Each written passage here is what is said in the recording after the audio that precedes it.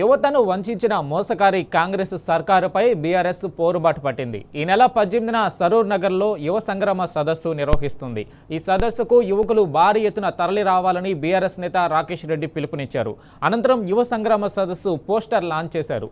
BRS party నేతలు నిలదీస్తే కానీ కాంగ్రెస్ పనిచేసే పరిస్థితి రాష్ట్రంలో లేదన్నారు రాకేష్ రెడ్డి. ప్రజల గొంతును ప్రభుత్వానికి గట్టిగా వినిపించేందుకే యువ సంగ్రామ సదస్సు నిర్వహిస్తున్నామని చెప్పారు. బీఆర్ఎస్ పార్టీ మాట్లాడితే తప్ప ఇది ప్రభుత్వం స్పందించేటువంటి పరిస్థితి ఏ విషయంలో కావచ్చు. That is the power of people of Telangana. ఇది బీఆర్ఎస్ ఒక గొప్పతనం కాదు. తెలంగాణ ప్రజలు బీఆర్ఎస్ పార్టీని తమ గొంతుగా చూస్తున్నారు.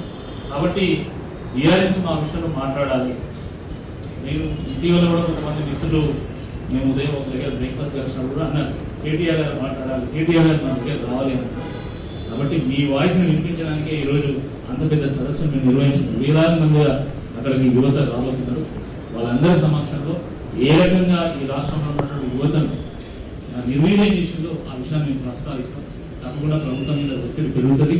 మీ ఎస్ఐబిసి కానీ లేకపోతే డిఎస్సి సంబంధించినటువంటి విషయాలు కానీ లేకపోతే గ్రూప్స్ సంబంధించినటువంటి విషయాలు కానీ చాలా డీటెయిల్గా కేటీఆర్ గారు, హరీష్ రావు గారు, మా నాయకులు అందరూ కూడా మాట్లాడతారు.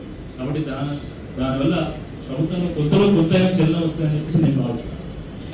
కాబట్టి మీ అందరినీ కూడా ఈ యొక్క అవకాశాన్ని వినియోగించుకొని మీ అందరినీ కూడా నేను ఆహ్వానిస్తున్నాను. నిరుద్యోగులకు మేము నోటిఫికేషన్ కోసం వేచి చూసినా కూడా ఇప్పటివరకు ఒక్క నోటిఫికేషన్ ఇస్తలేదు. కేసీఆర్ గారు ఉన్నప్పుడు 3 నోటిఫికేషన్ ఇస్తే 46,000 మంది ఎస్ఐ కానిస్టేబుల్ రిక్రూట్ అయింది. కానీ ఈ ప్రభుత్వం వచ్చిన దగ్గర నుంచి ఒక్క నోటిఫికేషన్ కూడా ఇస్తలేరు. ఒక లీగ్ ఇచ్చి కేవలం 5,000 మందిని మాత్రమే రిక్రూట్ చేస్తామని చెప్పి మీరు ప్రకటించారు. ఇప్పుడు ఒక నోటిఫికేషన్ ఇస్తే మళ్ళీ ఇంకో నోటిఫికేషన్ రావడం మళ్ళీ ప్రభుత్వం రావాలి. ఈ ప్రభుత్వం మళ్ళీ ఇంకో నోటిఫికేషన్ రాదు, అది గుర్తుపెట్టుకోవాలి. కాబట్టి మళ్ళీ ఒక ప్రభుత్వం రావాలి. ఆ ప్రభుత్వం వచ్చిన మళ్ళీ వాళ్ళు 6 నెలలు 1 year ప్రిపరేషన్ టైం తీసుకుంటారు. అంటే అట్లంటే ఒక 3 ఏళ్ళు 3.5 ఏళ్ళ తర్వాత మళ్ళీ ఇంకో నోటిఫికేషన్ వస్తుంది.